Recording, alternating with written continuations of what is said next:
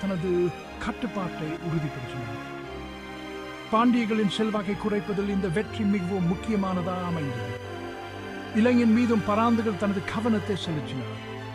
பல போர்களை நடத்தி அவர் சில வெற்றிகளை பெற்றாலும் இலங்கையின் மீதான நிரந்தர ஆதிக்கம் அவரை விட்டு விலகியே இருந்தது. சிங்கள ஆட்சியாளர்களுக்கு எதிராக நட்பு சக்திகளை ஆதரிப்பதிலேயே அவரது முயற்சிகள் முக்கியமாக கவனம் செலுத்தப்பட்டது. தனது வடக்கு எல்லைகளை பாதுகாக்க பராந்தகர் மேற்கு கங்க வம்சத்துடன் கூட்டணி அமைத்தார். இது ராஷ்டிரிய குழுக்கள் போன வடக்கு அச்சுறுத்தல்களுக்கு எதிராக அவரது நிலையை வலுப்படுத்தியது. ஆனால் பராந்தரின் பங்களிப்புகள் இராணுவ வெற்றிகளுக்கு மட்டுமே வரையறுக்கப்பட்டவை அல்ல. மதம் மற்றும் கலாச்சாரத்தின் சிறந்த ஆதரவாளராகவும் அவர் திகழ்ந்தார். சிதம்பரத்தில் உள்ள புகழ்பெற்ற நடராஜர் கோயிலை விரிவுபடுத்தி புதுப்பித்தார். மேலும் பல கோயில்களை கட்டி அவற்றுக்கு ஏராளமான வளங்களை வழங்கினார்.